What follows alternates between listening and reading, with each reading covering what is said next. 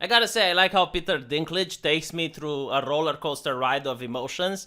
First, I feel empathy for him and understanding, and then he manages to throw all that away, only to regain it and then throw it away again. So, the first time that I felt empathetic for him is when he talks about how difficult life is on being his size. Because a lot of people are staring at him, and I gotta say, I can't even imagine how that's like. Life is unfair, not all of us are born equal, and some people have a certain birth problem that really gives you a bad start in life. So, for example, living in a world where every woman likes tall guys, if you're the size of Peter Dinklage, yeah, it sucks. Trying to do any type of physical labor, like if you're passionate about doing something like joining the military or being a police officer or anything like that, yeah, you're kind of going to have a bad time. So, when Peter Dinklage talks about how difficult life is being his size and how he managed to turn it around by becoming an actor and becoming famous, that's a story of success, and I really like that. The thing that I don't like, however, is when a TV show manages to change your life according to your own opinion, not just by making you a millionaire, but by also making people on the street look at you differently, not because of your size, but because of your work and accomplishment, and then you spite the people that lifted you up, then that to me is a little bit disappointing. Because he had an interview where he was attacking the fans, again, the people that managed to make him successful. He was attacking the fans for saying that they don't like the ending of Game of Thrones. And he's like, oh, it's just a show about dragons, why do you care? And I'm like, well, if it's just a show about dragons, then why did you take millions of dollars? Why didn't you donate that money? You should be like, oh, well, it's just a show about dragons. I don't deserve to make so much money. I'm going to donate 90% of it, right? He doesn't do that. He takes the money and then complains and is spiteful towards the people that actually made that money possible in the first place. So to me, that is very disappointing. And now he is also spewing a lot of propaganda that doesn't make sense. So first he talks about how the reason people were upset in Game of Thrones is because they expected white people to fly off in the sunset.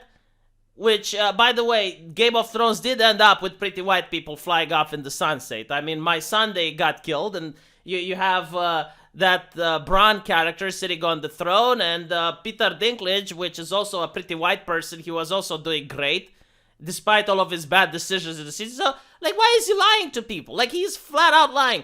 And now he says another lie, which is the idea of a leading actor is changing now. Whether racially or whatever, it's about time. We've been stuck with this stereotype of a leading man, and it's healthy to open that up. Love life is not the domain of pretty people. Everybody has a love life. So, while it's true that everyone has a love life, the question is, do I want to pay to see a mediocre love life? Because that's what movies are about. Like, you want someone to pay to see the film. You want my time, even if I'm not paying for it, you want my time invested to see someone's love life. Why would I want to see average people? Makes absolutely no sense, right? So if I watch a movie, I watch it for escapism. And if you allow the free market to decide, people will gravitate towards pretty people on the big camera. Like, if people wanted to see ugliness on the camera, they would have paid for ugliness. Secondly, the racial component, complete horseshit. Like, if you really want to see diversity, you'd watch Chinese films. There's not a single white person there. You would watch Bollywood. There is not a single white person there. I mean, there are other nations that are making movies. I don't know if they know this or they're just erasing history. I guess this is the progressive thing to do, to pretend there is nothing outside America. It's just like a desolate wasteland, especially culturally. Like, there's absolutely no culture coming from outside of the US. It's just the United States that makes movies, just Hollywood. But secondly, why are you lying? It's 2022. Like, the idea that you are inundated with movies where straight white men are the lead. I mean, have you even tried watching Netflix? Like, they're even going out of their way to racially swap historical figures. Like, for example, a Queen of England is now casted as a black actor. So what on earth are you talking about? This is what really annoys me with this type of ideology and these actors who are detached from reality at this point. They speak from a position of authority. Like, first of all, they gaslight you and they tell you what's good. And then they lie about reality to the point where it's so easy to call them out. And I don't know how they keep getting away with it. Like, what really annoys me the most is that the interviewers never ask them. Like, the people with the microphone that's taking the interview, they never challenge them when they're flat out lying. There's no fact check. Like, there's no Snopes coming in. That there's nothing to point out that they're flat out misleading the public. And people just cheer and they clap and they applaud, knowing that they're being lied to. I mean, give me a couple of examples of movies that came out recently with pretty white people, with a straight guy that came out as the leading role, and I will give you a movie that doesn't have a straight guy as the leading role, and let's see who runs out of movies first. I guarantee to you, I will probably have more movies by the end of it. And again, what is with this obsession with race? Like, why not watch Chinese film, Japanese film, South Korean films? There are other companies that are making movies besides the US. But I think like the reason they don't want to is because they want you to watch Hollywood, because that's where they get their money. So they want you to watch HBO, they want you to watch Netflix, they want you to watch big blockbuster films, because that's how these actors make cash. And in a way, I don't even know if Peter Dinklage is being held hostage, to be honest. Like, maybe this is what he needs to say in order to keep working in the industry. Because it's like a hive mind there. It's so bizarre. I mean, think about it. All the actors have the same opinions on all the issues. What is the chance of that? You go in a room with 100 people, ask them something controversial, and see if everyone has the same issue. It's the consensus paradox is what it is. Like, when every person has the exact same opinion, then that means that they are coerced to have the same opinion. Think about it this way. Like, if a boss came to work and is showing you an orange and is asking you, what color is this apple? And you're like, it's not an apple, it's an orange. And they will say, okay, you're fired. And they go to the next person. What color is this apple? And the person is afraid that it's like, it's orange. No, you're fired. And they go to the third person. Like, eventually people will say, yes, this apple is blue. Why? Because if they don't say that, they get fired. So it's not that they genuinely believe this apple is blue, which is what I also think that Peter Dinklage genuinely doesn't believe, that the people who dislike Game of Thrones disliked it because of misogyny or because they expected pretty white people to fly to the sunset. I don't think that he has a problem with beautiful people starring in movies. No, I think this is what he needs to say in order to keep getting a job at Hollywood. And the only reason they keep saying this is because people put up with it. So no, personally, I'm going to boycott any single movie where Peter Dinklage comes out. I'm not watching it.